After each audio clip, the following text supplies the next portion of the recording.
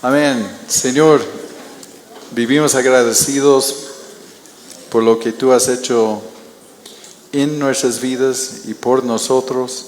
Gracias, Señor, por dejarnos este libro de instrucciones para conocerte, para saber quién eres tú y de saber lo que tú esperas de nosotros. Que este tiempo frente a tu palabra nos puede, Señor, abrir los ojos para verte y para ver lo que tú esperas de nosotros. Dios, que sea tu Espíritu. Sabemos que de ningún otro modo vamos a poder comprenderte y conocerte. Dios, pedimos tu ayuda en el nombre de Jesús. Amén. Amén. Pueden tomar sus asientos. Y saben que estamos en Marcos y estamos viendo el mensaje que Él tiene para la humanidad. Él claramente destaca a Jesucristo como el Hijo de Dios, como el Mesías. Y Él quiere que el lector de este Evangelio, según Él, puede comprender esto.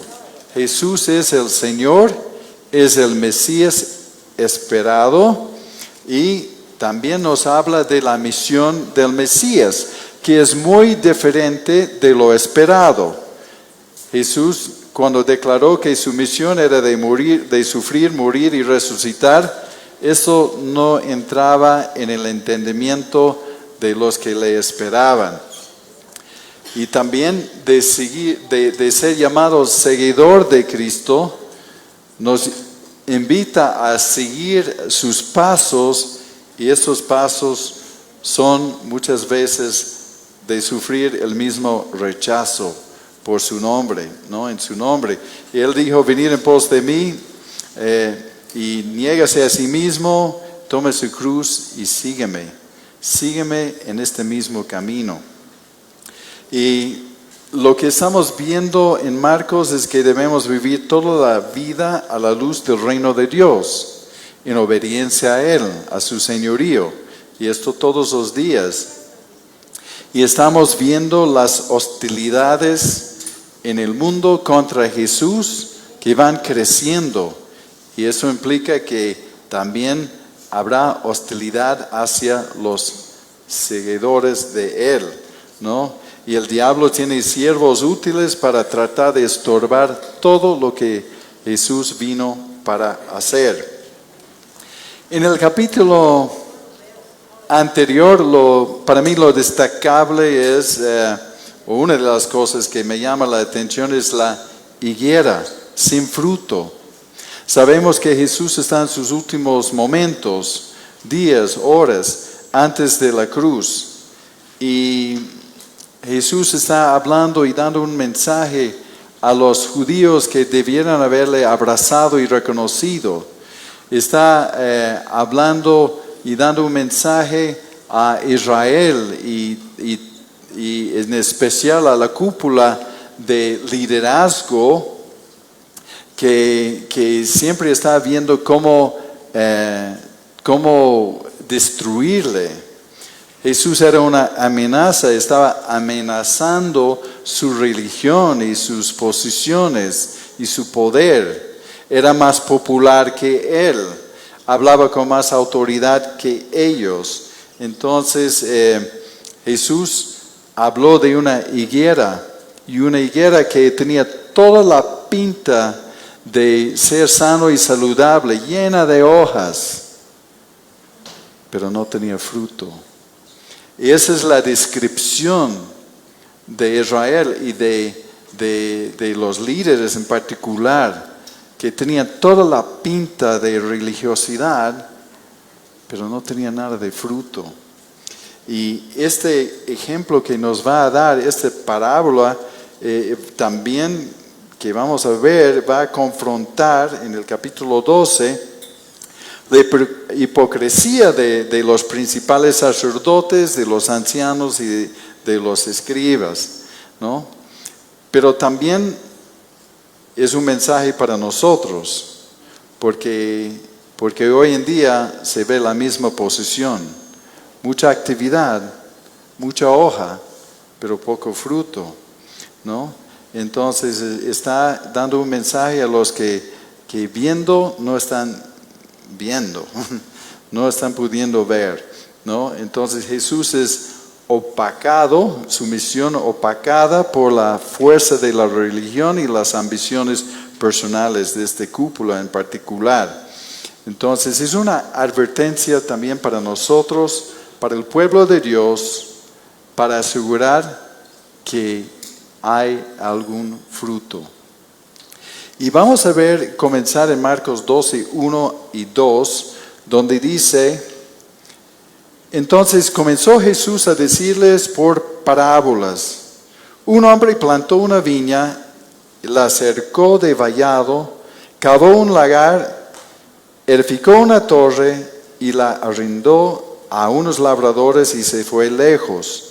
Y a su tiempo envió un siervo a los labradores para que recibiesen de estos el fruto de la viña. El ejemplo de la viña es algo conocido. Había muchas viñas en las laderas de Palestina en este tiempo, ¿no? Y también la viña es un símbolo de Israel. El dueño, el propietario, hizo un gran trabajo. Él hizo todo para dejar este terreno en óptimas condiciones para que tenga fruto. No había excusa de no producir un buen fruto por la bendición que él había dejado. Y los labradores lo rentaban. Como también es común en el altiplano, en mis días de vivir en el altiplano, personas que no tenían terreno propio o no tenían mucho terreno, podrían alquilar de cierta manera, de entrar en un acuerdo con el dueño de otro terreno y tenía que pagar esta renta con el fruto. Me acuerdo de casos donde decían que, bueno, de cada 3 surcos, entonces 1 quedaba para el dueño, 2 para el que alquilaba el terreno y 1 para el dueño del fruto, ¿no? Entonces eso es más o menos lo que está pasando. Este dueño hizo todo dejando el terreno en muy buenas condiciones y ellos tenían que pagar con productos. Y él se fue lejos esperando que responden con el pago, con el fruto de su tiempo. Bueno, de hecho también el título de esto es La responsabilidad del pueblo elegido, porque a esto está apuntando. Y para mí esta parábola es una parábola que encaja toda la misión de Israel en estas pocas líneas. Jesús seguramente está recordando de algo que decía en Isaías capítulo 5, versículos 1 y 2. Cuando Dios habló a través de Isaías diciendo: ahora cantaré por mi amado el cantar de mi amado a su viña. Tenía mi amado una viña en una fértil y había cercado y despedregado y plantado de vides escogidas. Había edificado en medio de ella una torre y hecho también en ella un lagar, y esperaba que diese uvas, pero dio uvas silvestres. Los labradores representaban a Israel, y en esta parábola Dios es el que preparó todo el terreno para los labradores, y Dios les bendecía para que dé fruto. Y el viñedo representaba lo que Dios esperaba, representaba la responsabilidad, ¿no? de que haya buen fruto, como la tarea que tenía el pueblo de Dios de ser luz para las naciones. Israel tenía siempre la comisión de ser luz para las naciones. Y en este de Isaías habla de vidas escogidas, la mejor calidad de semilla, todo a favor de un buen producto. Pero el fruto de este trabajo y de esta inversión en este terreno era un fruto inservible. Uvas silvestres que no podían comer y no servían para nada. Y de ese Jesús está hablando en esta parábola de que se den cuenta que está hablando de ellos y de que realmente el fruto que Dios esperaba de su pueblo era realmente algo inservible.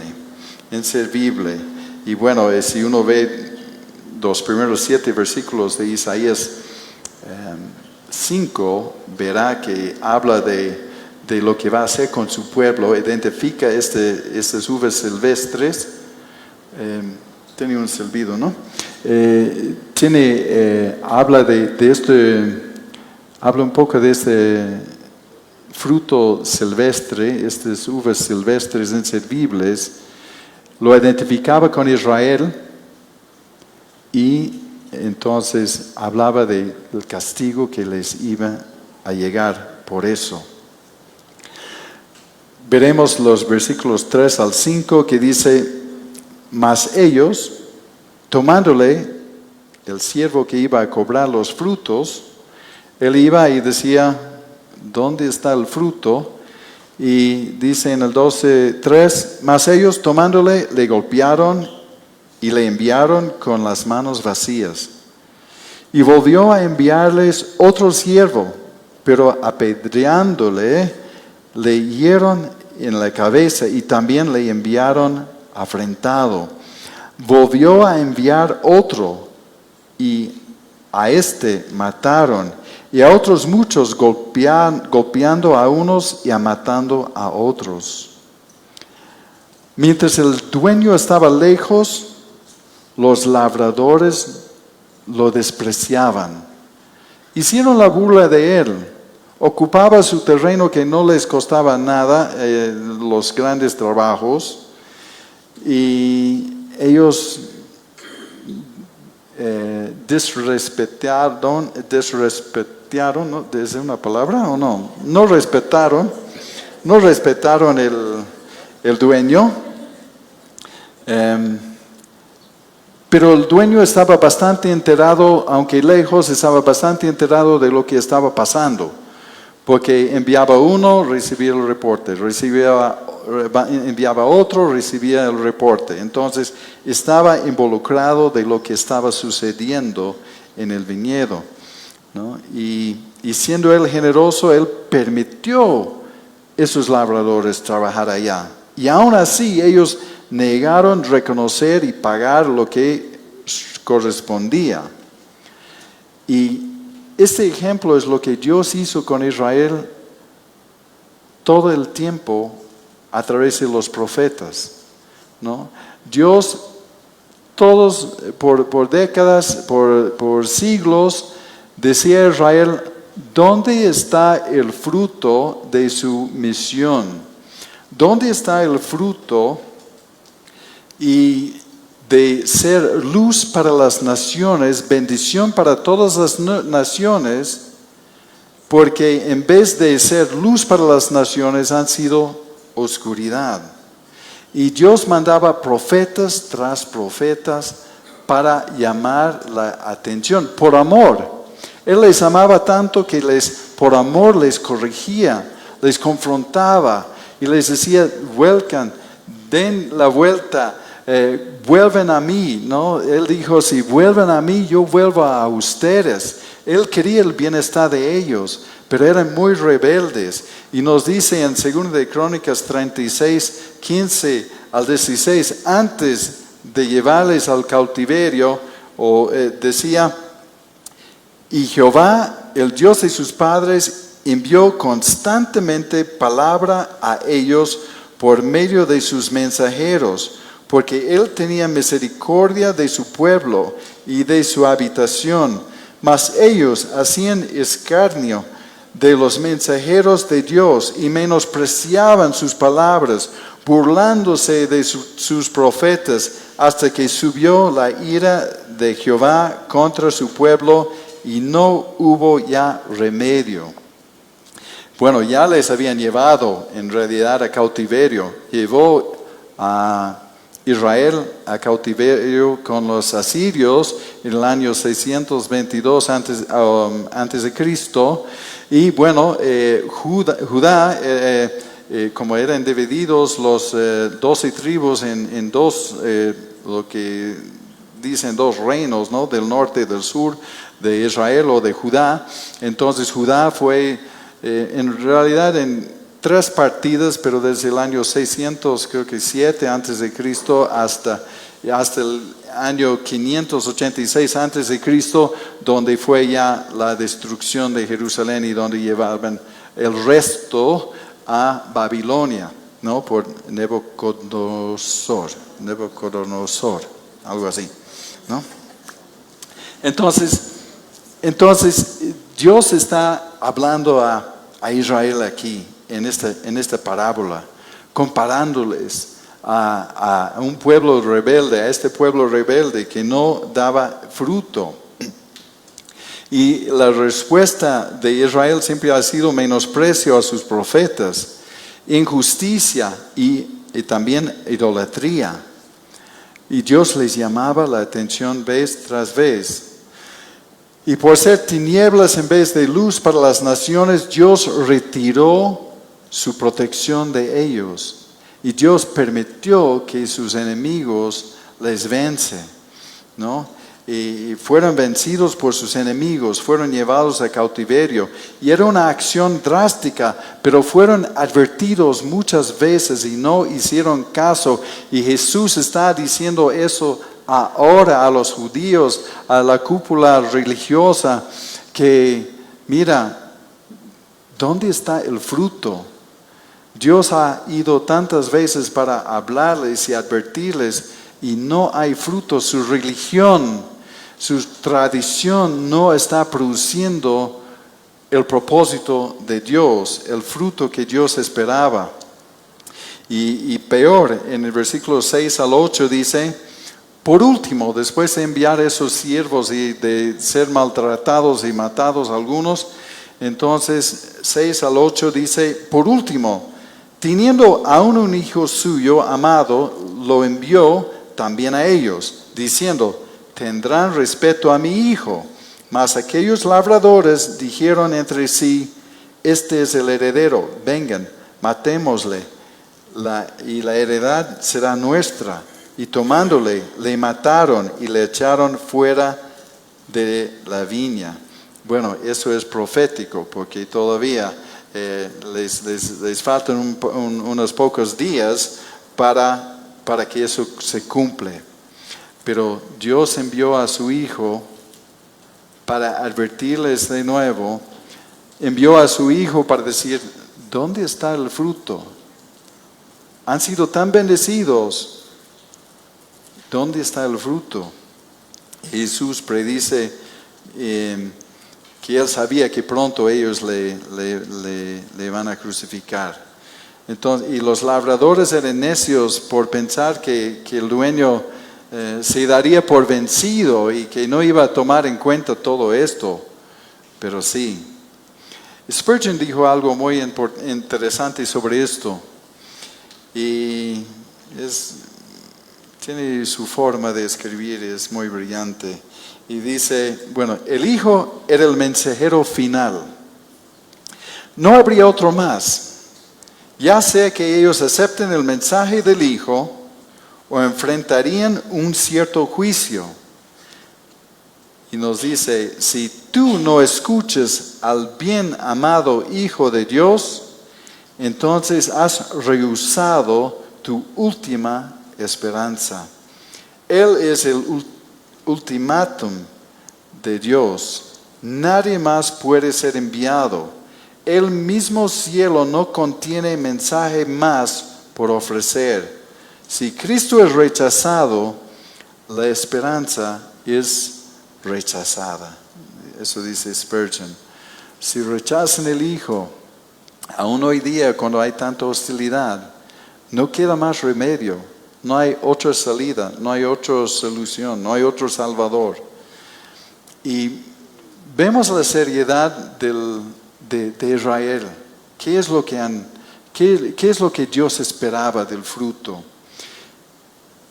Siempre veo la gran comisión a partir de Génesis 12:3, aunque comience desde Génesis 3:15, donde es prometido el Salvador que aplastará la cabeza de Satanás a través del Hijo de la Virgen, ¿no? Pero en Génesis 12:3 el mandato a Israel está muy claro. Y Dios dijo a Abraham: bendeciré a los que te bendijieran, y a los que te maldijieran, maldeciré. Y serán benditas en ti todas las familias de la tierra. Te bendeciré y tú serás bendición. Y serán benditas en ti todas las familias de la tierra. Y eso es el plan de Dios. Eso es el proyecto de Dios a través de Cristo. Bendeciré a los que te bendijieron y a los que te maldijieron, maldeciré, y serán benditas en ti todas las familias de la tierra. Te bendeciré y tú serás bendición. Y eso es el proyecto de Dios. Sabemos que no sucedió en el tiempo de Abraham. Entonces fue transferido esta promesa a su hijo Isaac, donde le dice en Génesis 26:4: multiplicaré tu descendencia como las estrellas del cielo, y daré a tu descendencia todas estas tierras, y todas las naciones de la tierra serán benditas en tu simiente. También lo dijo esto a Abraham en otra parte: serán benditas en ti, en tu simiente. Y entonces alguien que vendrá después en su linaje, y no sucedió en el tiempo de Isaac. Entonces fue transferido o repetido esta promesa a Jacob. Y sabemos que el nombre de Jacob fue cambiado por Dios a Israel. Entonces Jacob y Israel, ¿no? A veces van a escuchar el Dios de Abraham, Isaac y Jacob. Y otras veces van a escuchar decir el Dios de Abraham, Isaac e Israel, ¿no? Porque es lo mismo. Jacob es Israel, el padre de Israel a través de sus hijos. Y la promesa es así, en Génesis 28:14. Será tu descendencia como el polvo de la tierra, y te extenderás al occidente, al oriente, al norte y al sur, y todas las familias de la tierra serán benditas en ti y en tu simiente. En Gálatas nos dice, y este simiente es Cristo.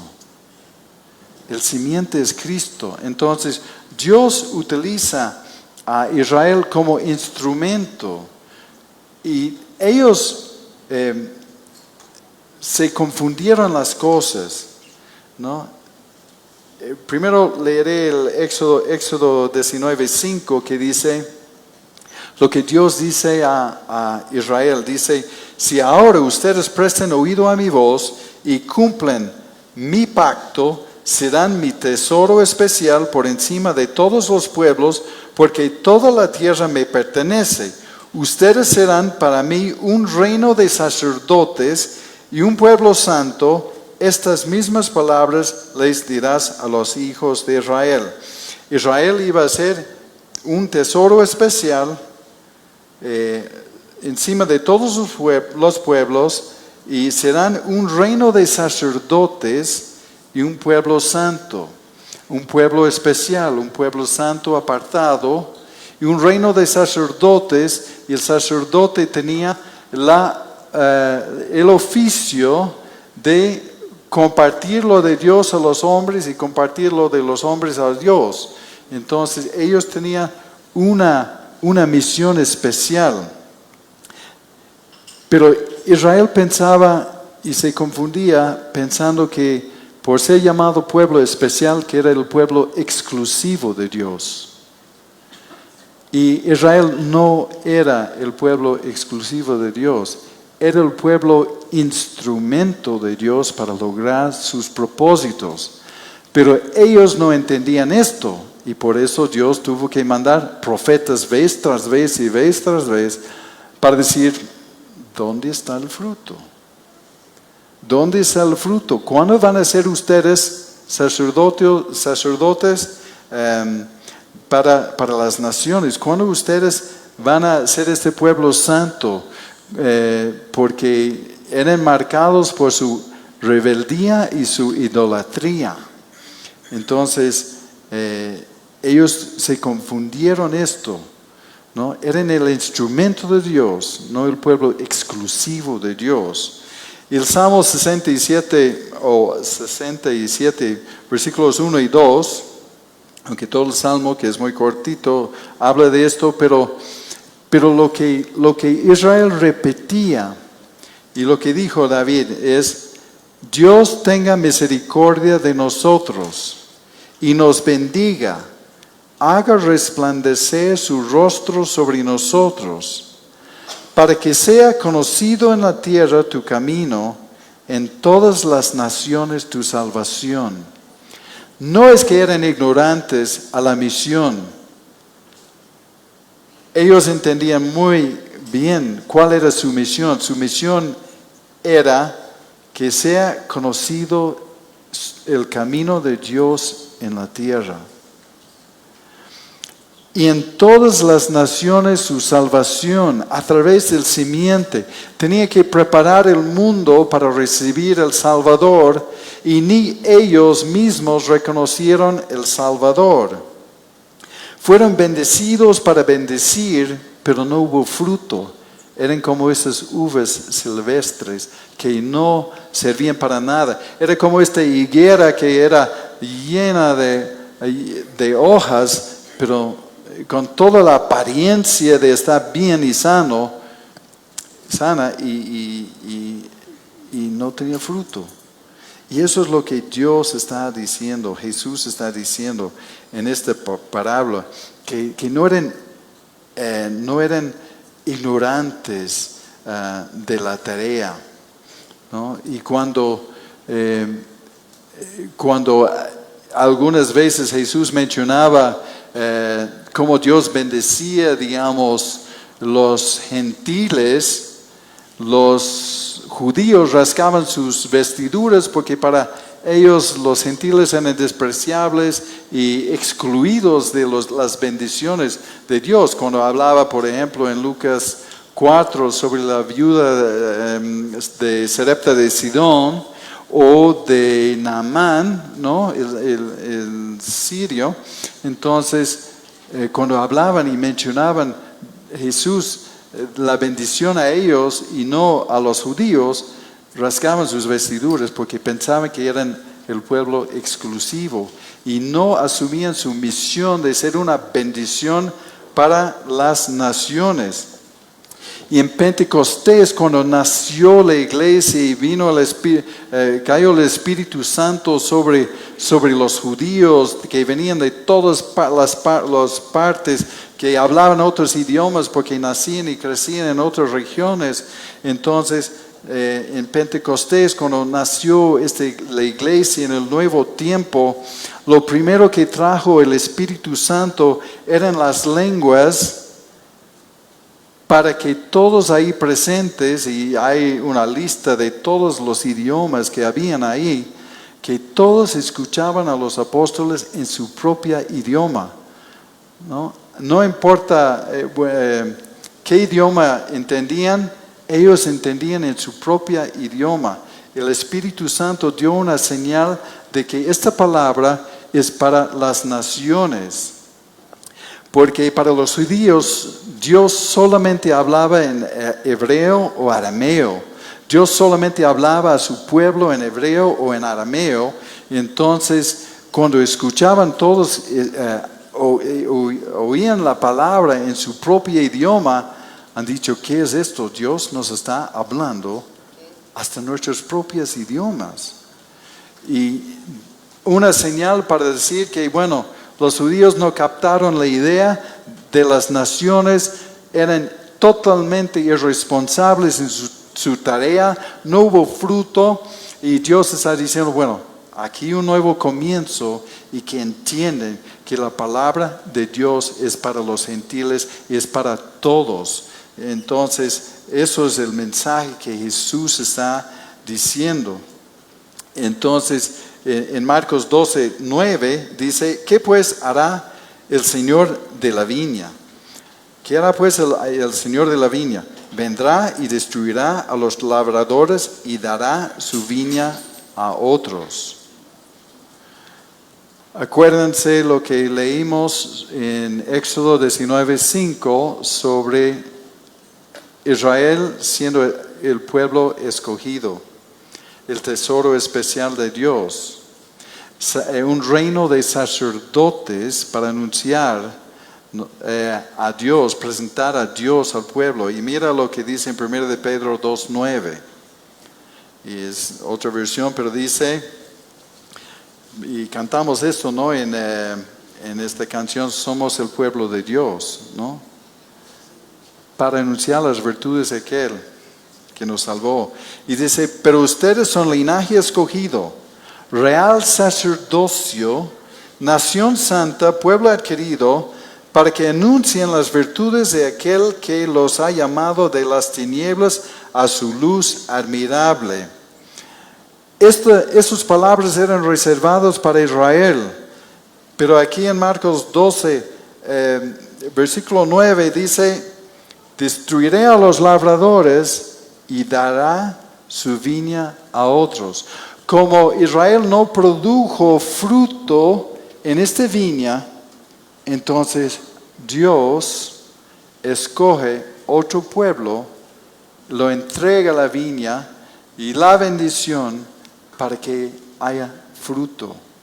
Y eso es a nosotros, ya a nosotros el tesoro especial y el reino de sacerdotes, pero el reino de sacerdotes no solamente para llevar el título, el reino de sacerdotes para anunciar las virtudes de aquel que nos ha llamado de las tinieblas a su luz admirable. Así puede resumir la misión y la gran comisión que fue transferido. Dios no descartó a los judíos, pero ha transferido o ya tenemos compartido, porque no son excluidos. Hay judíos cristianos que han abrazado al Mesías, pero ha transferido él la responsabilidad de ser luz para las naciones a su pueblo, a nosotros, ¿no? En Marcos 12:10 dice, ni aún esta escritura han leído. La piedra que desecharon los edificadores ha venido a ser cabeza del ángulo. El Señor ha hecho esto y es cosa maravillosa a nuestros ojos. Los labradores fueron necios para pensar que matando el hijo, el dueño no iba a hacer algo y que podían quedarse con la viña. Jesús reclamó de que ellos rechazaron al mensajero, o mensajero tras mensajero, los profetas, y finalmente rechazaron al Hijo. Y eso es exactamente lo que están haciendo en este momento, porque está en camino a la cruz, días de la cruz. Y les está llamando la atención de que no han reconocido esto, ¿no? Han sido el pueblo escogido para la bendición de las naciones y no fueron, ¿no? Entonces, es interesante ese versículo porque la piedra que desecharon los edificadores ha venido a ser cabeza del ángulo. Y interesante porque los judíos cantaban esto en todas sus fiestas principales. Se llama el Hallel, ¿no? Que significa alabanza. ¿De dónde sacan la palabra aleluya? ¿No? Alabanza a Dios. Y esos son las aleluyas que cantaban Salmos 113 hasta el Salmo 118 en sus fiestas principales, como la Pascua, Pentecostés, la fiesta de los tabernáculos, Hanukkah, las nuevas lunas, la dedicación del templo.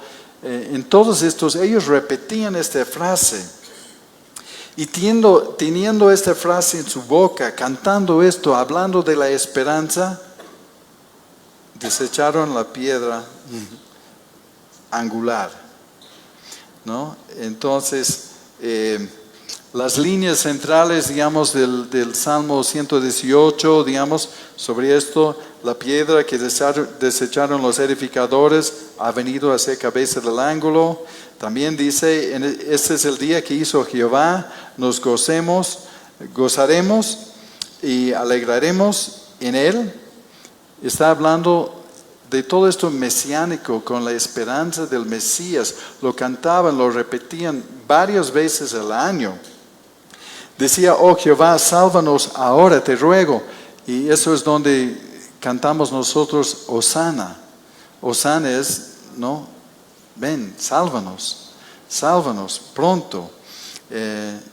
Ellos cantaban eso, bendito el que viene en el nombre del Señor. Ellos cantaban esto, tenían esto en sus labios, tenían esto en sus mentes, esperando la piedra angular.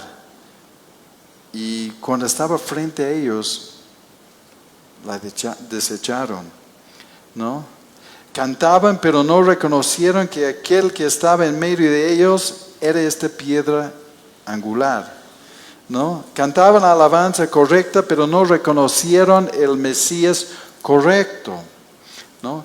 Entonces rechazaron la piedra angular porque Jesús no encajaba en sus expectativas políticas, ¿no? Esperaban esto, lo que hemos visto muchas veces, esperaban un líder militar, un rey como David, alguien que derrotaría a Roma, que restauraría la soberanía nacional, ¿no? De Israel.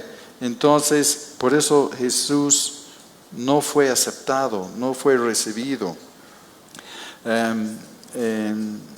Ellos no esperaban a alguien humilde, no violento, manso, y no esperaban el mensaje con el enfoque en el arrepentimiento o de un reino espiritual. También hubieran esperado que elogiaría a los judíos, ¿no? De decir, bueno, vamos y hacer barro por ellos, ¿no? Pero en vez de hacer barro por ellos, les reprendían, les confrontaban, ¿no? Y ellos esperaban más bien su gran líder y de tomar su posición como los escogidos.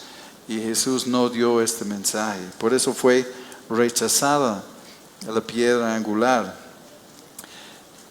La piedra angular en una construcción antigua era el punto de partida para sacar las demás medidas del edificio, fuera rectangular o cuadrado, pero para tomar las medidas en un solo punto para que un edificio o una casa fuera simétrico o bien construido. Entonces, cuando hablamos de Cristo, nuestra piedra angular, estamos hablando de nuestro punto de partida, de donde tomamos nosotros todas las pautas de la vida. Recorrimos en cada lío y problema y situación que enfrentamos, volvemos a la piedra angular. Por eso en la consejería siempre tratamos de llevar a las personas a la piedra angular, la pauta, el lugar donde pueden sacar las pautas correctas, ¿no? Para reedificar lo que fue dañado, ¿no? Y Dios construye su plan de la redención alrededor de la piedra angular desechado. No, la piedra angular determina la dirección del resto del edificio, ¿no? Entonces, Jesús es el fundamento y el punto de partida para el plan de Dios. Entonces de Él debemos tomar las pautas para nuestras vidas y también para la iglesia, de todo lo que hacemos, ¿no? Y repetidas veces Jesús hablaba del rechazo de esos líderes, ¿no? Porque aún viendo milagros, aún viendo a Él cumplir todos los requisitos del Mesías, no le querían aceptar. Y Jesús ha dicho, y ustedes no quieren venir a mí para que tengan vida. O les decía, no conociste el tiempo de tu visitación. O este pueblo de labios me honra, mas su corazón está lejos de mí. Siempre hubo rechazo contra Él.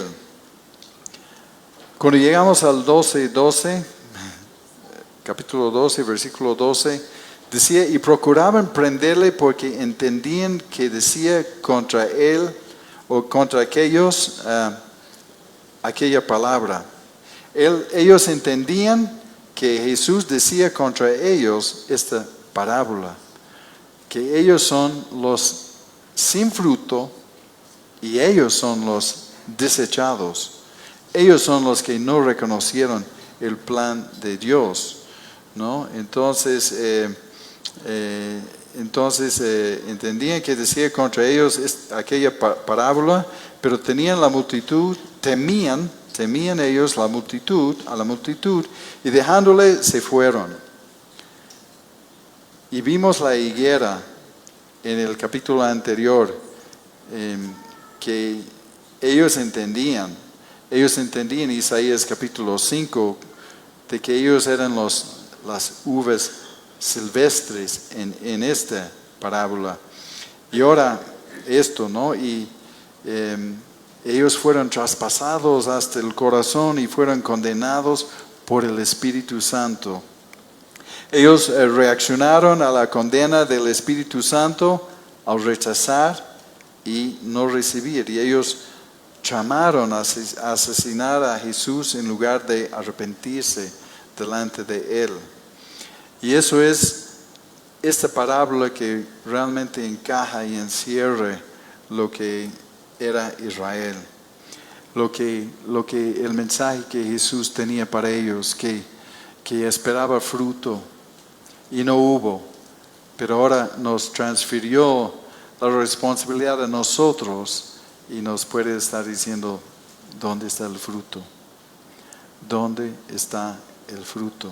Han sido bendecidos, pero esta bendición no ha sido solamente para agarrar, era para ser bendición, de anunciar a aquel quien nos salvó. Y creo que nos da para poder mencionar por lo menos la cuestión del tributo en versículos 13 al 17, donde dice, y le enviaron algunos de los fariseos, en el 13, y de los herodianos, para que le sorprendiesen en alguna palabra. Y viniendo ellos, le dijeron, Maestro, sabemos que eres hombre veraz y que no te cuidas de nadie, porque no miras la apariencia de los hombres, sino que con verdad enseñas el camino de Dios. ¿Es lícito dar tributo a César o no? ¿Daremos o no daremos? Bueno, y sabemos desde el principio que la motivación era una trampa de pescarle en algún error. No querían saber por si acaso alguna verdad, querían atraparle. Porque el asunto era, o estás de acuerdo con el gobierno de Roma, o estás en contra de los judíos, porque los fariseos y los herodianos eran enemigos, pero trabajaban juntos para una causa, para hacer callar a Jesús, ¿no? Y los herodianos en realidad eran judíos, que eran judíos políticos, medios pro Herodes, alineados con el poder romano. ¿no? Y ellos no compartían la visión religiosa de los fariseos, pero se unieron temporalmente contra Jesús porque Él les incomodaba y querían pescarles. Y los halagos por parte de ellos no le impresionaron a Jesús para nada, ¿no? Que eres hombre y veraz, que no te cuides de nadie, no mires la apariencia de los hombres y con verdad enseñas el camino de Dios. Jesús no cayó en esa trampa de halagos para ablandarle, ¿no? Entonces la pregunta era, ¿es lícito dar tributo a César o no? Bueno, desde el año 6 después de Cristo, los judíos tuvieron que pagar los impuestos a Roma, ¿no? Y habían varios impuestos, como 3 impuestos, pero tenían que pagar impuestos a Roma, ¿no? Y algunos patriotas judíos, los celotes, los que tenían celo por su pueblo, rehusaban pagar ese tributo porque no reconocían el gobierno romano como legítimo, ¿no? Entonces habían revueltas, habían rebeldías contra este tema de los impuestos. Y la mayoría de los judíos sí pagaban los impuestos, pero a regañadientes, odiaban al emperador, odiaban a Roma, pero tenían que hacerlo. Entonces le pregunta, ¿daremos o no daremos? Y le está queriendo sorprenderle en alguna palabra, hacerle una trampa. Porque si decían, debemos pagarlo, entonces pareciera que Jesús negaría la soberanía de Dios sobre Israel y perdería el apoyo popular. Y si decía que no deben pagarlo, entonces Él se declararía abiertamente como un enemigo de Roma y sería tratado como un revolucionario o un celote. Entonces podían así meterse en serios problemas. Entonces la respuesta sí o no sería declararse o contra Dios o de ser como un revolucionario.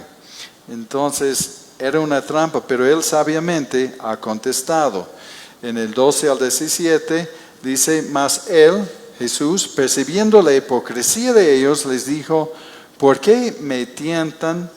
Traedme la moneda para que la vea. Ellos le trajeron y les dijo, ¿de quién es esta imagen y la inscripción?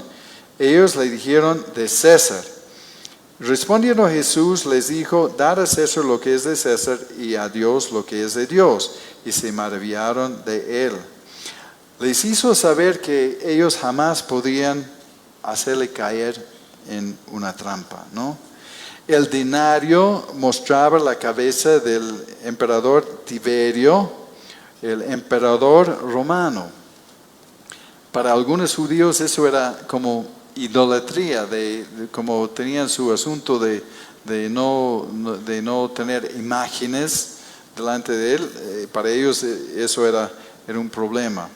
Pero también ese denario tenía grabado la palabra Pontifex Maximus, que declara a César como el sumo sacerdote del imperio romano, ¿no? Y Jesús sabía que este gobierno de César pronto le crucificaría. Pero aún así, él dijo, paguen sus tributos al gobierno romano, paguen sus impuestos. Dad a César lo que es de César.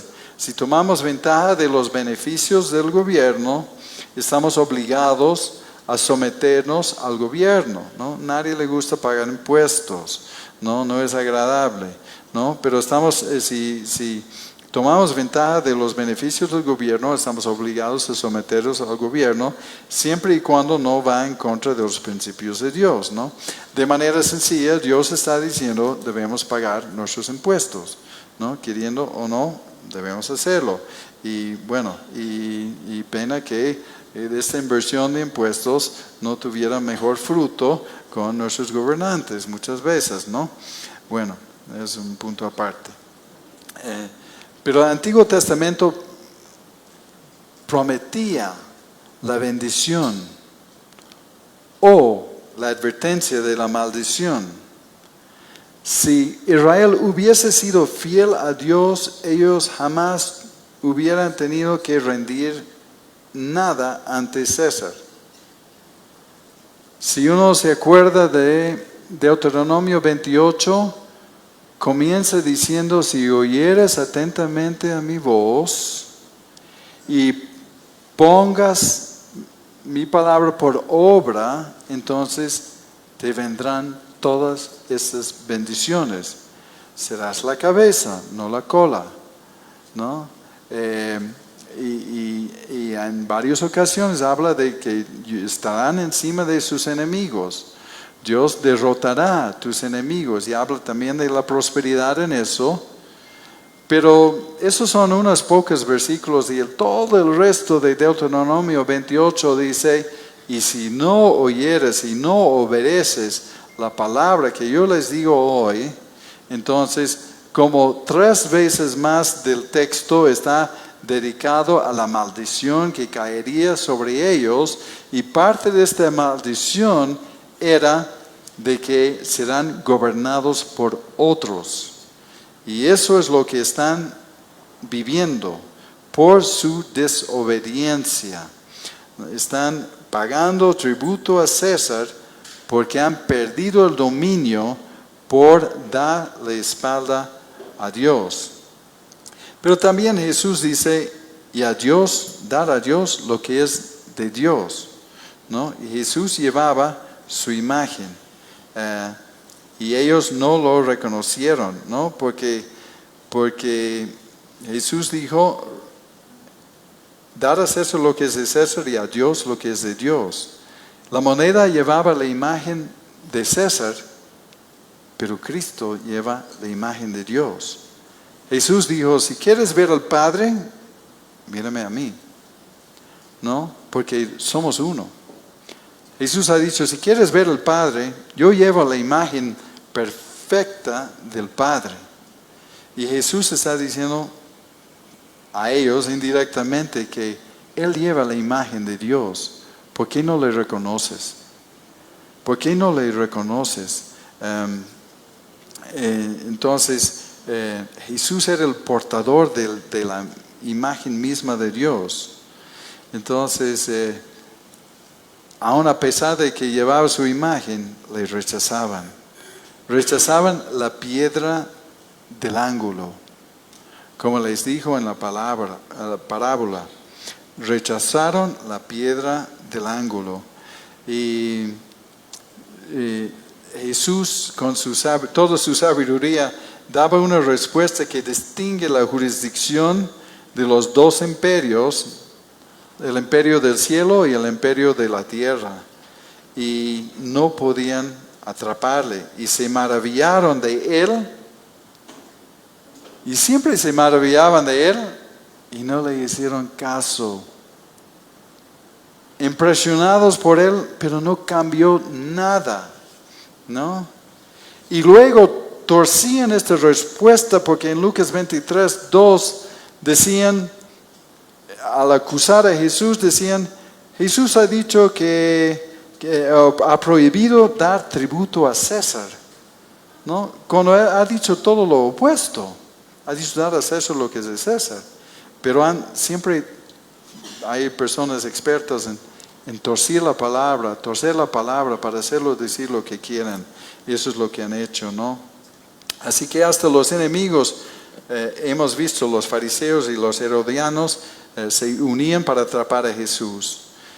Jesús expone su hipocresía antes de contestar la pregunta, ¿no? Era una trampa para arrinconarle, para tomar una posición política.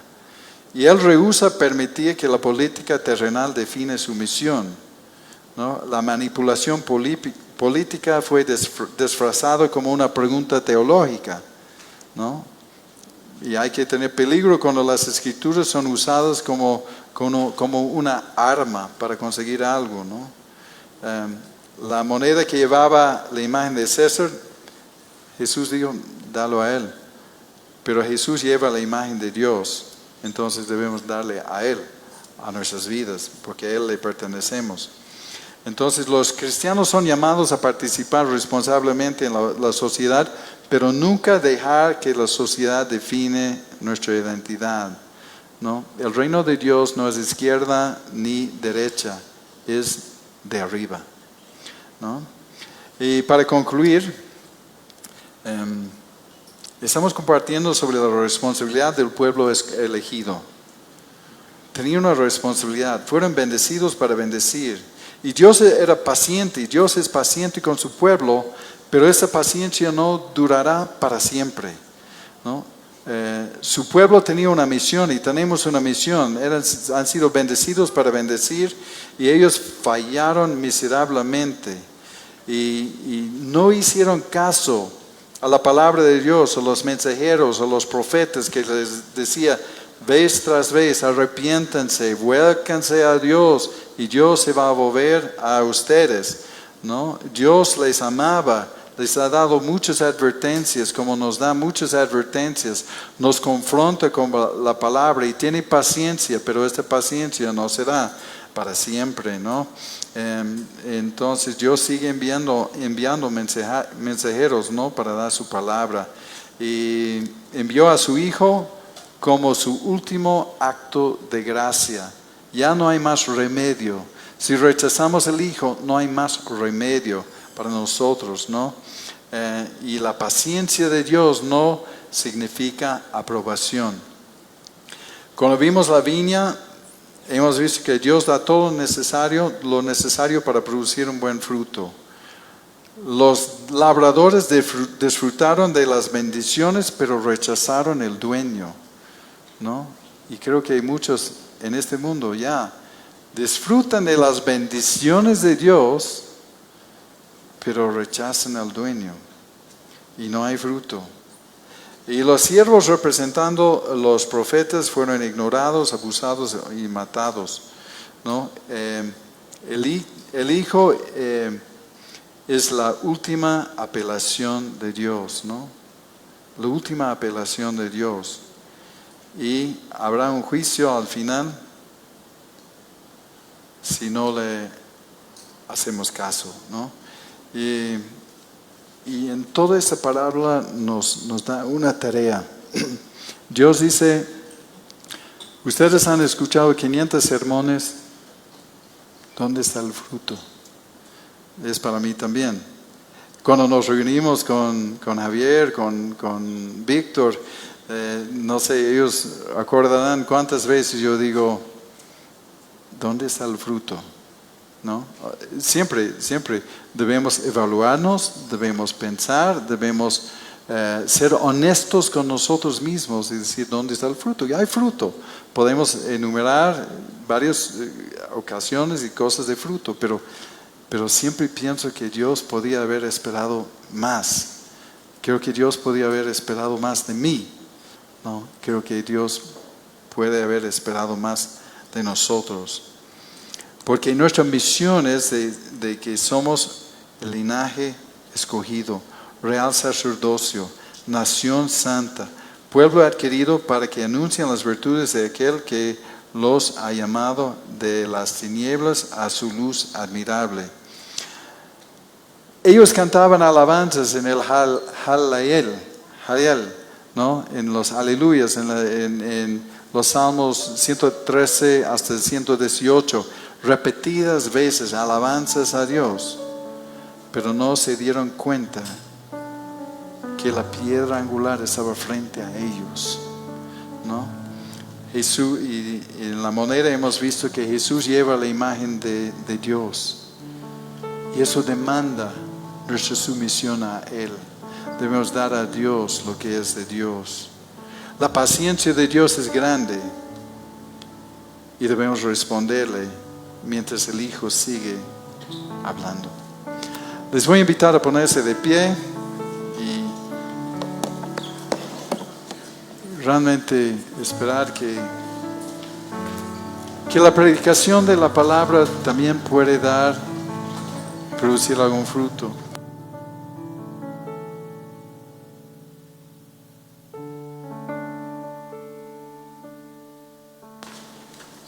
Entonces, después de orar vamos a cantar eso de que somos el pueblo de Dios, un pueblo especial. Y eso viene de Éxodo 19:5. Pero vamos a orar antes. Siento la necesidad de orar y decir, Señor, aquí nos tienes. Dios, gracias porque reconocemos que hemos sido bendecidos con esta verdad. Y tenemos las gracias porque vemos a través de las páginas del libro que nos has dejado que has cumplido fielmente tu parte.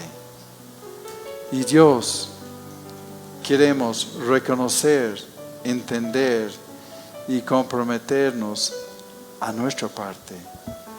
Queremos, Señor, asumir la responsabilidad de dar nuestro grano de arena a lo que son tus propósitos. Dios, queremos que nuestras vidas sean útiles para tus propósitos. Para que cuando estamos así cara a cara contigo, podemos llevar algún fruto eterno, ¿no? O personas que a través de nuestras vidas y tu palabra a través de nosotros, otras personas que han llegado a conocerte.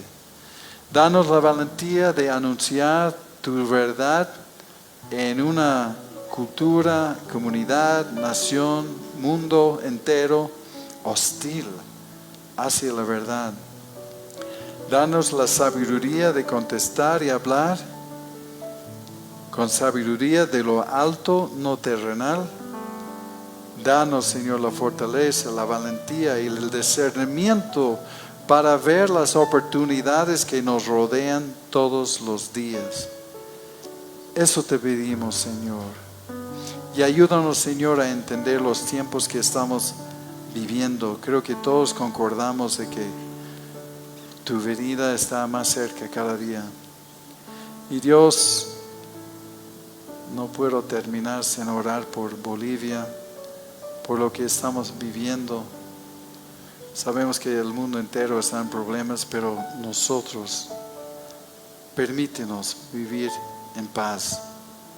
Señor, pedimos que tú aplacas el odio y agendas ocultas de las personas en las calles que quieren debilitar el gobierno. Dios, bien o mal, no confiamos en el hombre derecha ni izquierda, pero confiamos en ti y te rogamos por nuestras autoridades, porque realmente queremos vivir en paz y reposadamente. Dale sabiduría para manejar todas las dificultades, Señor, con sabiduría de arriba.